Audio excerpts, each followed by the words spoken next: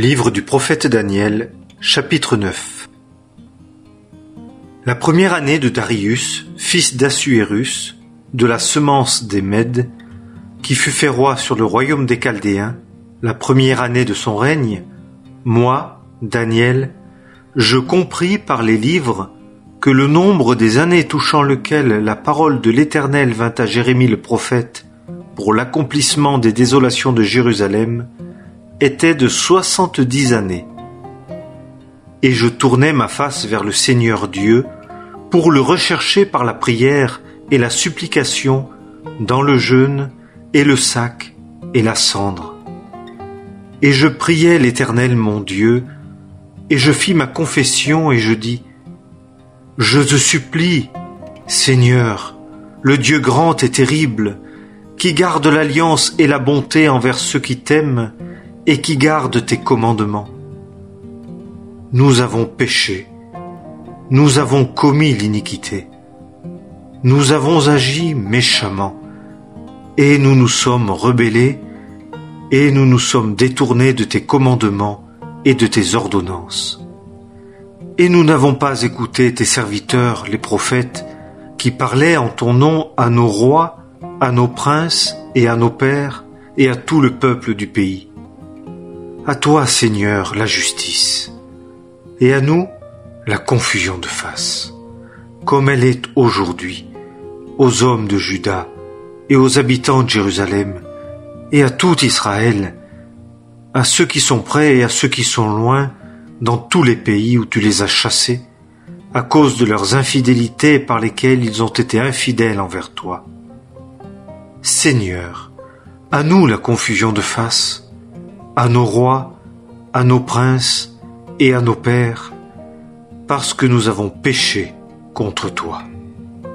Ô Seigneur, notre Dieu, sont les compassions et les pardons, car nous nous sommes rebellés contre lui, et nous n'avons pas écouté la voix de l'Éternel, notre Dieu, pour marcher selon ses lois qu'il a mises devant nous par ses serviteurs les prophètes. Et tout Israël a transgressé ta loi, et s'est détourné en n'écoutant pas ta voix. Alors ont été versés sur nous l'exécration et le serment qui sont écrits dans la loi de Moïse, serviteur de Dieu, parce que nous avons péché contre lui.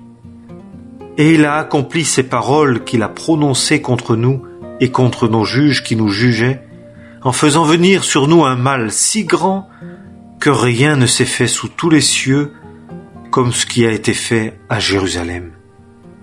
Selon qu'il est écrit dans la loi de Moïse, tout ce mal est venu sur nous. Et nous n'avons pas imploré l'Éternel, notre Dieu, afin de revenir de nos iniquités et de comprendre ta vérité. Et l'Éternel a veillé sur le mal et l'a fait venir sur nous. Car l'Éternel, notre Dieu, est juste dans toutes les œuvres qu'il a faites, et nous n'avons pas écouté sa voix. Et maintenant, Seigneur, notre Dieu, toi qui as fait sortir ton peuple du pays d'Égypte à main forte, et qui t'es fait un nom, comme il paraît aujourd'hui, nous avons péché, nous avons agi méchamment. Seigneur, selon toutes tes justices, que ta colère et ta fureur se détournent, je te prie, de ta ville de Jérusalem, ta sainte montagne. Car à cause de nos péchés et à cause des iniquités de nos pères, Jérusalem et ton peuple sont en opprobre à tous ceux qui nous entourent. Et maintenant, écoute, ô notre Dieu, la prière de ton serviteur et ses supplications, et pour l'amour du Seigneur, fais luire ta face sur ton sanctuaire désolé. Incline ton oreille, ô mon Dieu, et écoute. Ouvre tes yeux et vois nos désolations et la ville qui est appelée de ton nom. Car ce n'est pas à cause de nos justices que nous présentons devant toi nos supplications, mais à cause de tes grandes compassions. Seigneur, écoute. Seigneur, pardonne. Seigneur, sois attentif et agis. Ne tarde pas, à cause de toi-même, mon Dieu, car ta ville et ton peuple sont appelés de ton nom. Et je parlais encore, et je priais et confessais mon péché et le péché de mon peuple Israël, et je présentais ma supplication devant l'Éternel, mon Dieu, pour la sainte montagne de mon Dieu. Je parlais encore en priant, et l'homme Gabriel que j'avais vu dans la vision au commencement, volant avec rapidité, me toucha vers le temps de l'offrande de gâteau du soir. Et il me fit comprendre, et me parla, et dit, « Daniel, je suis maintenant sorti pour éclairer ton intelligence. Au commencement de tes supplications, la parole est sortie, et je suis venu pour te la déclarer, car tu es un bien-aimé. Comprends donc la parole, et sois intelligent dans la vision. 70 semaines ont été déterminées sur ton peuple et sur ta sainte ville, pour clore la transgression et pour en finir avec les péchés, et pour faire propitiation pour l'iniquité, et pour introduire la justice des siècles, et pour sceller la vision et le prophète, et pour oindre le Saint des saints. Et sache et comprends, depuis la sortie de la parole pour rétablir et rebâtir Jérusalem jusqu'au Messie, le Prince, il y a 7 semaines et 62 semaines. La place et le fossé seront rebâtis, et cela en des temps de trouble. Et après les 62 semaines, le Messie sera retranché et n'aura rien. Et le peuple du prince qui viendra détruira la ville et le lieu saint, et la fin en sera avec débordement. Et jusqu'à la fin, il y aura guerre, un décret de désolation. Et il confirmera une alliance avec la multitude pour 1 semaine. Et au milieu de la semaine, il fera cesser le sacrifice et l'offrande, et à cause de la protection des abominations, il y aura un désolateur, et jusqu'à ce que la consomption et ce qui est décrété soient versés sur la désolée. Livre du prophète Daniel, chapitre 10. La 3e année de Cyrus, roi de Perse, une chose fut révélée à Daniel qui est appelé du nom de Beltéchatsar, et la chose est vraie, mais le temps d'épreuve déterminé est long. Et il comprit la chose et eut l'intelligence de la vision. En ces jours-là, moi, Daniel, je menai deuil 3 semaines entières. Je ne mangeai pas de pain agréable, et la chair et le vin n'entrèrent pas dans ma bouche.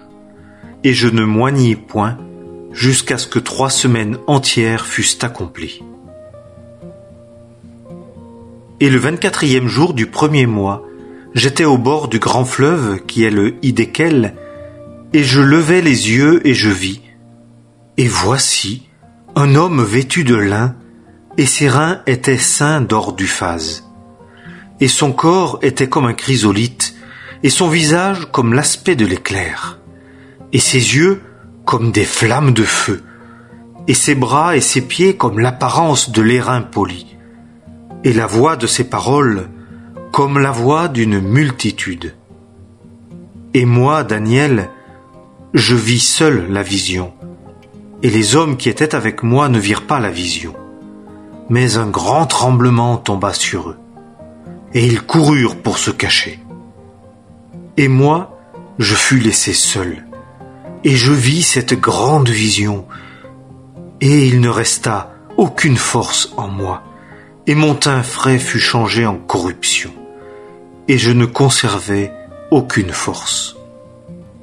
Et j'entendis la voix de ces paroles, et comme j'entendais la voix de ces paroles, je tombai dans une profonde stupeur sur ma face, et ma face contre terre. Et voici, une main me toucha et me secoua, et me mit sur mes genoux et sur les paumes de mes mains, et il me dit, « Daniel, homme bien-aimé, comprends les paroles que je te dis, et tiens-toi debout à la place où tu es, car je suis maintenant envoyé vers toi. » Et comme il parlait avec moi, disant cette parole, je me tins debout, tremblant. Et il me dit, « Ne crains pas, Daniel, car dès le premier jour où tu as appliqué ton cœur à comprendre et à t'humilier devant ton Dieu, tes paroles ont été entendues, et moi, je suis venu à cause de tes paroles. Mais le chef du royaume de Perse m'a résisté 21 jours, et voici Michaël, un des premiers chefs, vint à mon secours, et je restai là auprès des rois de Perse. Et je suis venu pour te faire comprendre ce qui arrivera à ton peuple à la fin des jours, car la vision est encore pour beaucoup de jours. » Et comme il parlait avec moi selon ses paroles, je tournai ma face vers la terre, et je devins muet. Et voici, comme la ressemblance des fils des hommes toucha mes lèvres, et j'ouvris ma bouche, et je parlais, et je dis à celui qui se tenait devant moi, « Mon Seigneur, par la vision les douleurs m'ont saisi, et je n'ai conservé aucune force. Et comment le serviteur de mon Seigneur que voici parlerait-il avec mon Seigneur que voici? Car pour moi, dès maintenant, aucune force ne subsiste en moi, et il ne reste plus en moi de souffle. » Et comme l'aspect d'un homme me toucha de nouveau et me fortifia, et il dit, « Ne crains pas, homme bien-aimé, paix te soit. Sois fort, oui, sois fort. » Et comme il parlait avec moi, je pris des forces, et je dis, « Que mon Seigneur parle, car tu m'as fortifié. » Et il dit, « Sais-tu pourquoi je suis venu vers toi? Et maintenant, je m'en retournerai pour combattre contre le chef de la Perse, et quand je sortirai, voici le chef de Javan viendra. Cependant, je te déclarerai ce qui est consigné dans l'écrit de vérité, et pas un seul ne tient ferme avec moi contre cela, sinon Michaël, votre chef. » Livre du prophète Daniel, chapitre 11. Et moi, dans la première année de Darius, le Mède, je me tins là pour l'aider et le fortifier.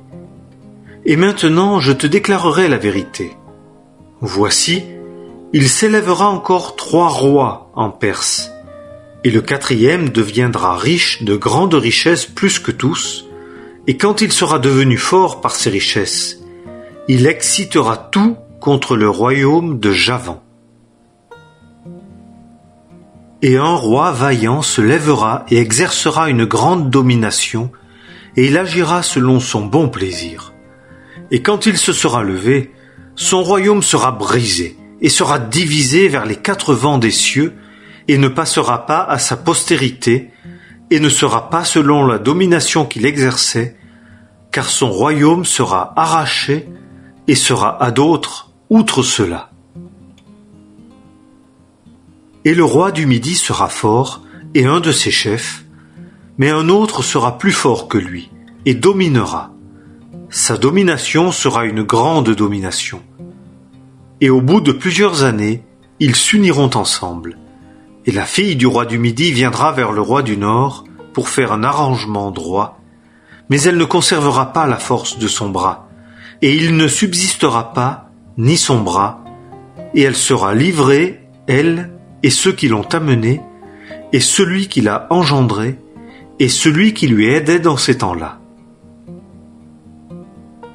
Mais d'un rejeton de ses racines se lèvera à sa place un homme, et il viendra à l'armée, et il entrera dans la forteresse du roi du Nord, et il agira contre eux, et se montrera puissant, et même il emmènera captifs en Égypte leurs dieux et leurs princes, avec leurs objets précieux, l'argent et l'or, et il subsistera plus d'années que le roi du Nord.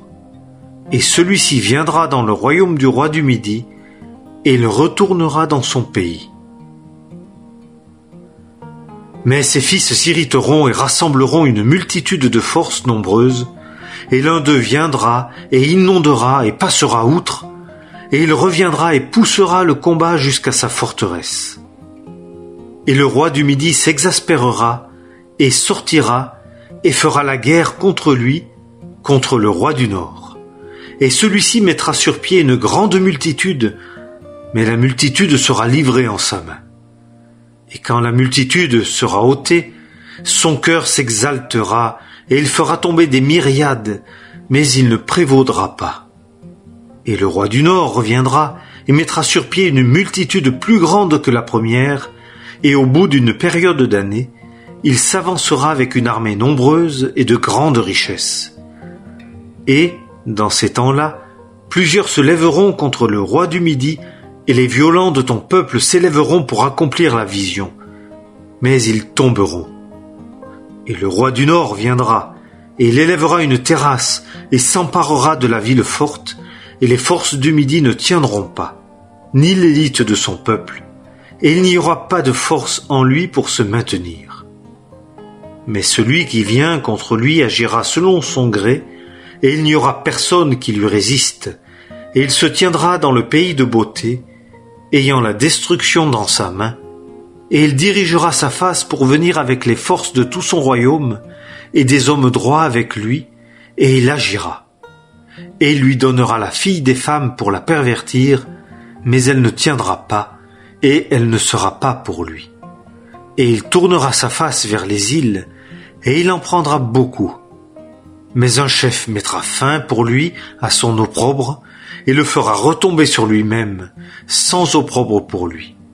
Et il tournera sa face vers les forteresses de son propre pays, et il bronchera et tombera, et ne sera pas trouvé. Puis, il s'en élèvera un à sa place, qui fera passer l'exacteur par la gloire du royaume. Mais en quelques jours il sera brisé, non par colère, ni par guerre. Et un homme méprisé s'élèvera à sa place, auquel on ne donnera pas l'honneur du royaume, mais il entrera paisiblement, et prendra possession du royaume par des flatteries. Et les forces qui débordent seront débordées devant lui et seront brisées, et même le prince de l'Alliance. Et dès qu'il se sera associé à lui, il agira avec fraude, et il montera et sera fort avec peu de gens. En pleine paix, il entrera dans les lieux les plus riches de la province, et il fera ce que ses pères et les pères de ses pères n'ont pas fait. Il leur distribuera du butin et des dépouilles et des richesses, et il tramera ses desseins contre les places fortes, et cela pour un temps. Et il réveillera sa puissance et son cœur contre le roi du Midi avec une grande armée. Et le roi du Midi s'engagera dans la guerre avec une grande et très puissante armée. Mais il ne tiendra pas, car ils trameront leurs desseins contre lui.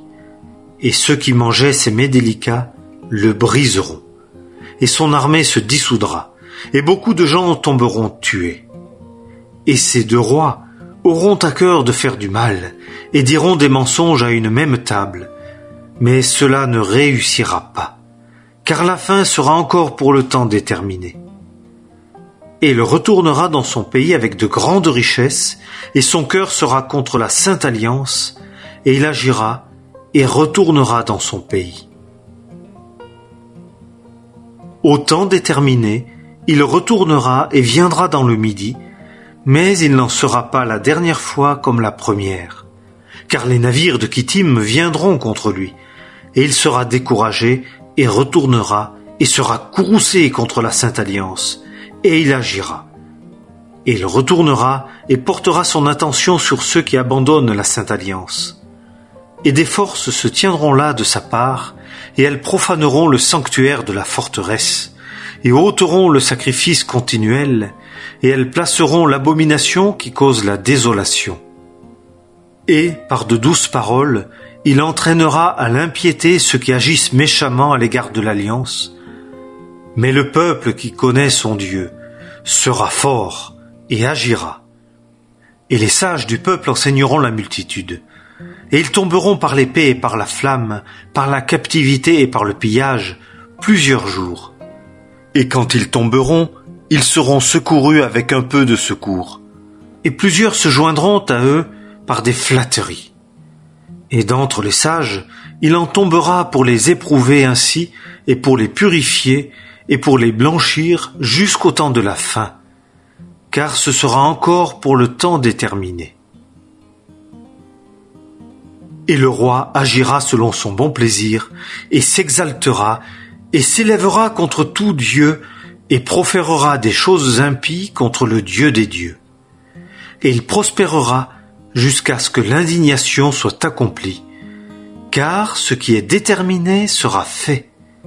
Et il n'aura point égard au Dieu de ses pères, et il n'aura point égard à l'objet du désir des femmes, ni à aucun Dieu, car il s'agrandira au-dessus de tout, et à sa place, il honorera le Dieu des forteresses, avec de l'or, et avec de l'argent, et avec des pierres précieuses, et avec des choses désirables. Il honorera un Dieu que n'ont pas connu ses pères. Et il agira dans les lieux forts des forteresses avec un Dieu étranger. À qui le reconnaîtra, il multipliera la gloire. Et il les fera dominer sur la multitude, et leur partagera le pays en récompense. Et, au temps de la fin, le roi du Midi heurtera contre lui, et le roi du Nord fondra sur lui comme une tempête, avec des chars et des cavaliers, et avec beaucoup de navires, et entrera dans les pays, et inondera et passera outre. Et il viendra dans le pays de beauté, et plusieurs pays tomberont. Mais ceux-ci échapperont de sa main, Édom, et Moab, et les principaux des fils d'Ammon. Et il étendra sa main sur les pays, et le pays d'Égypte n'échappera pas. Et il aura sous sa puissance les trésors d'or et d'argent, et toutes les choses désirables de l'Égypte, et les Libyens et les Éthiopiens suivront ses pas. Mais des nouvelles de l'Orient et du Nord l'effrayeront, et il sortira en grande fureur pour exterminer et détruire entièrement beaucoup de gens. Et il plantera les tentes de son palais entre la mer et la montagne de sainte beauté, et il viendra à sa fin, et il n'y aura personne pour le secourir.